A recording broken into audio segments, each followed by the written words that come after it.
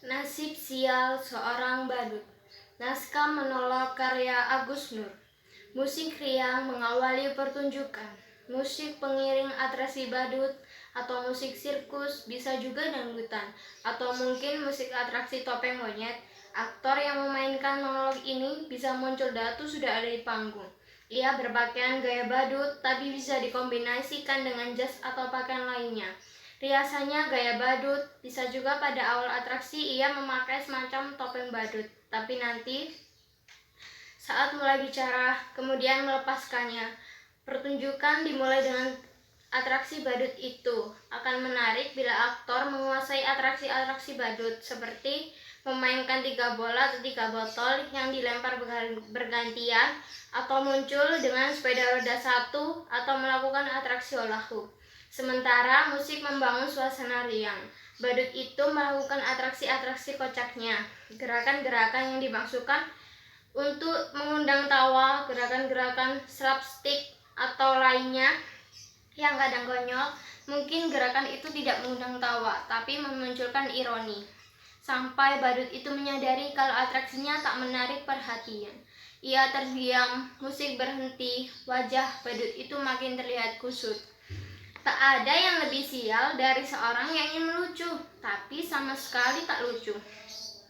Jangankan orang lain tertawa, saya sendiri tak tertawa oleh lelucon saya, duduk terpekur seakan menyesali nasibnya.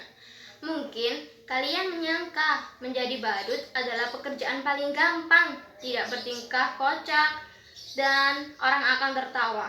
Bila kalian menjadi saya, kalian akan mengerti, tak gampang membuat orang tertawa. Apalagi ketika kamu sedang tidak ingin tertawa. Lagi pula, di zaman ketika orang-orang gampang tersinggung dan marah, membuat lelucon tidaklah semudah yang kalian bayangkan.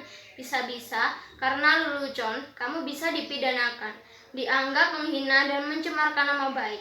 Kawan baik saya, seorang pelawak, dipenjara hanya karena membawakan lelucon yang kemudian dianggap menghina. Dia bercerita tentang seorang yang memanjat pohon kelapa pada jam 10 pagi, dan dari atas pohon kelapa, orang itu mengumandangkan azan subuh. Tentu saja, itu membuat gempar seluruh kampung. Orang-orang langsung berbondong mendatangi orang itu, berteriak-teriak menghujatnya, bahkan ada yang ingin membunuhnya. "Dasar kafir, turun kamu!" Begitu orang-orang kampung berteriak marah. "Berani-beraninya kamu melakukan penghinaan azan subuh jam 10 pagi. Dasar orang aneh, kafir." Tapi dengan tenang, orang itu menjawab, "Loh, siapa yang aneh? Siapa yang kafir? Coba kalian pikir, saya azan subuh jam 4 di masjid, tapi tak ada satupun kalian yang datang ke masjid. Begitu saya azan subuh jam 10, kok kalian pada berdatangan? Coba kalian pikir, siapa yang gak taat, siapa yang aneh, siapa yang kafir?" Mendengus dan geleng-geleng. Orang kok gampang mengkafir-kafirkan orang hanya karena berbeda menjadi bermusuhan. Sekarang orang sepertinya senang bertengkar. Kalau Descartes bilang, "Aku berpikir maka aku ada." Orang-orang sekarang bilang, "Aku bertengkar maka aku ada." Pertengkaran menjadi komoditi, diperjualbelikan, bahkan seringkali diberi pembenaran atas nama keyakinan. Ayat-ayat digunakan untuk kepentingan kekuasaan. Makanya sekarang ini susah membuat orang tertawa. Saya menjadi badut meneruskan ayah saya. Dulu ayah saya juga seorang badut. Karena bapak saya badut, saya pun jadi badut. Sekarang kan sedang ngetren, anak meneruskan orang tuanya. Kalau bapaknya presiden, ya anaknya pengen jadi presiden. Enggak ding, anaknya nyalon jadi gubernur. Bahkan ada yang nyalon jadi wali kota. Sudah jangan ngomong ngelantur, nanti saya malah ditangkap. Dulu kata bapak saya, jadi badut itu lumayan enak, penghasilannya lumayan. Bapak saya sering diundang karena orang-orang butuh hiburan. Badut dan pelawak dianggap masih lucu. Lah, kalau sekarang pelawak saja kalah lucu kok sama politikus. Terdiam sesaat, musik membangun suasana. Badut itu mendadak terhenyak, menatap ke suatu arah, seakan ada yang mendadak muncul. Badut itu merapikan diri, agak gugup, lalu mendekati. "Aduh, aku nggak nyangka kamu akan datang. Silahkan, maaf berantakan. Duduklah. Mau minum apa?" atau mau makan? Kamu nggak haus, nggak lapar? Syukurlah, kebetulan saya tak punya apa-apa, tapi bisa pesan GoFood kok, tapi kami yang bayar ya. Lalu bicara kepada penonton. Yang datang pacar saya. Loh, jangan tersenyum ngejek begitu. Badut kayak saya juga manusia, bisa falling in love dan punya pacar. Lihat itu, cantik nggak pacar saya? Namanya Raisa, lengkapnya Raisa Bayar. Lalu kembali mendekati ke arah di mana seakan duduk pacarnya. Terima kasih kamu mau menemui saya. Saya kira kamu sudah melupakan saya. Terima kasih kalau kamu terus ingat saya. Kamu pasti kangen ya? Saya juga. Rindu itu berat. Kamu gak akan kuat. Biar aku saja.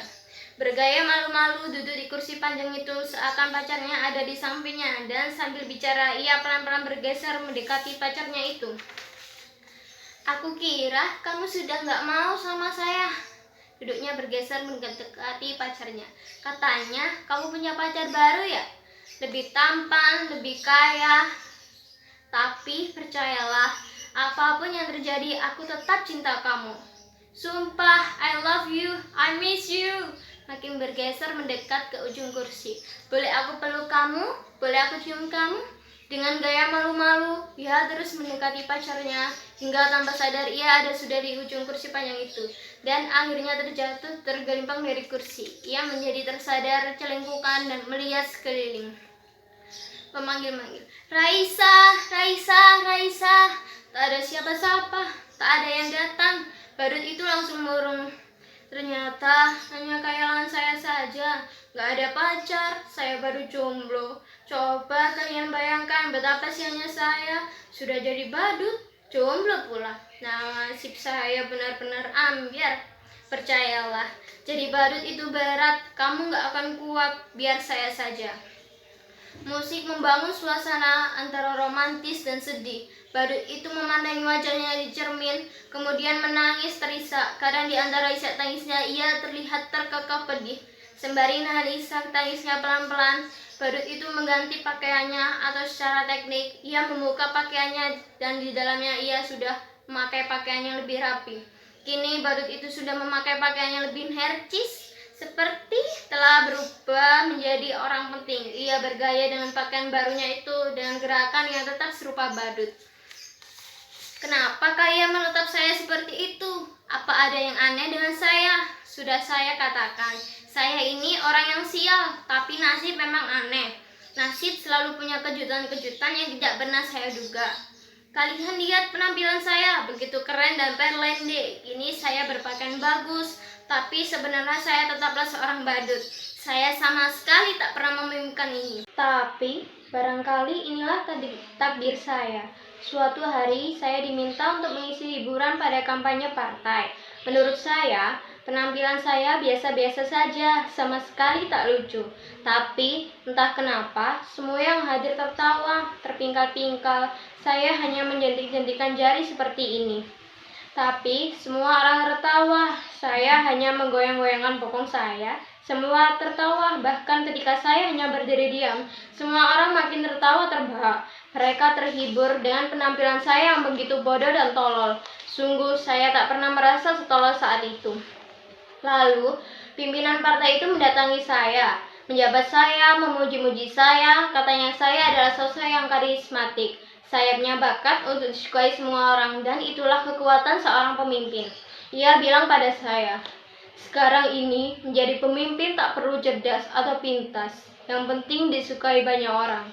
Demokrasi membuat seseorang menjadi pemimpin bukan lantaran kecerdasannya, tapi karena kemampuan disukai banyak orang. Semakin banyak orang menyukaimu, memujamu, maka kamu akan menjadi pemimpin. Pendukungmu akan memujamu habis-habisan. Tak peduli kamu salah atau benar, yang penting kamu tetap disukai banyak orang. Kamu boleh bohong atau ngibul sesukamu, yang penting orang tetap percaya kamu dan menyukai kamu. Dan kamu punya bakat besar seperti itu. Orang menertawaimu, tapi sesungguhnya mereka menyukaimu. Orang seperti kamulah yang dibutuhkan partai. Saya kemudian mereka dandani menjadi necis seperti ini, didaftarkan ikut pilkada. Padahal saya nggak tahu apa-apa itu pilkada. Saya nggak tahu beda pilkada dan pilkab, tapi ada yang bilang pilkab itu nggak boleh coba-coba buat anak.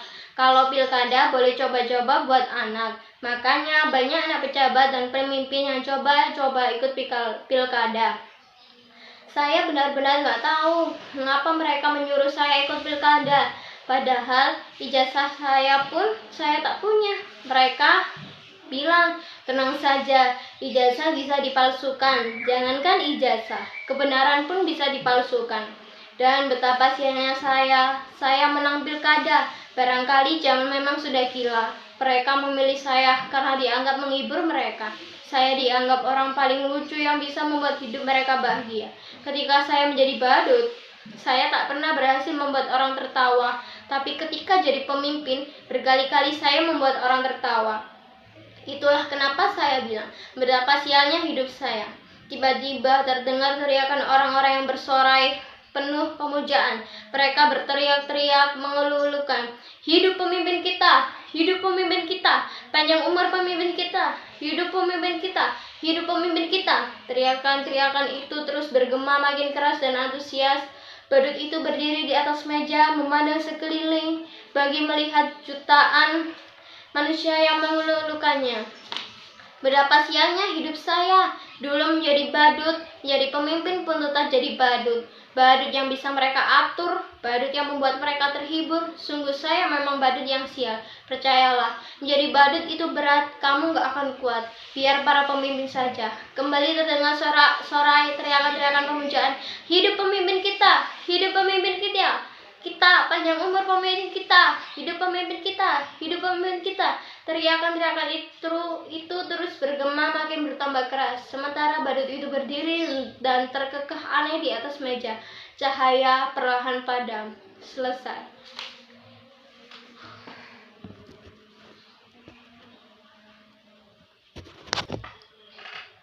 Lalu pimpinan partai itu mendatangi saya, menjabat saya, memuji-muji saya. Katanya saya adalah sosok yang karismatik, sayapnya bakat untuk disukai semua orang. Dan itulah kekuatan seorang pemimpin. Ia bilang pada saya, sekarang ini menjadi pemimpin tak perlu cerdas atau pintas. Yang penting disukai banyak orang. Demokrasi membuat seseorang menjadi pemimpin bukan lantaran kecerdasannya, tapi karena kemampuan disukai banyak orang. Semakin banyak orang menyukaimu, memujamu, maka kamu akan menjadi pemimpin. Pendukungmu akan memujamu habis-habisan. Tak peduli kamu salah atau benar, yang penting kamu tetap disukai banyak orang. Kamu boleh bohong atau ngibul sesukamu, yang penting orang tetap percaya kamu dan menyukai kamu. Dan kamu punya bakat besar seperti itu. Orang menertawaimu, tapi sesungguhnya mereka menyukaimu. Orang seperti kamulah yang dibutuhkan partai. Saya kemudian mereka dadani menjadi necis seperti ini, didaftarkan ikut pilkada. Padahal saya nggak tahu apa itu pilkada. Saya nggak tahu beda pilkada dan pilkab.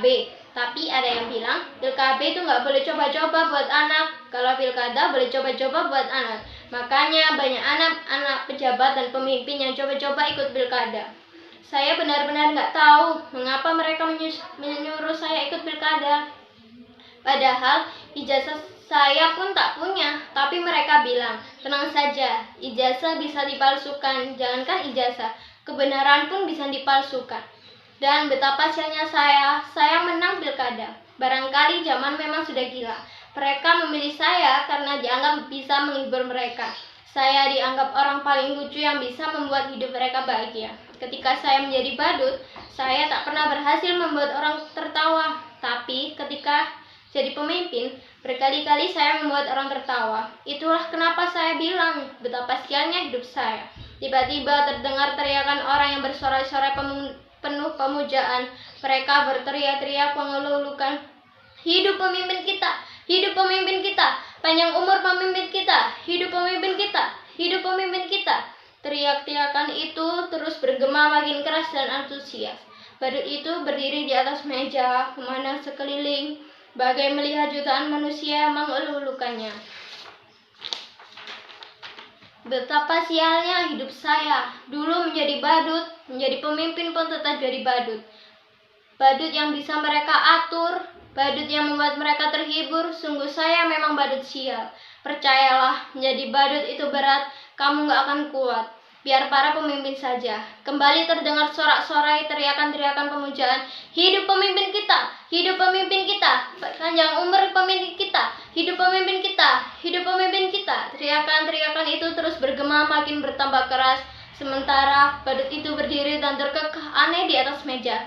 Cahaya perlahan padam.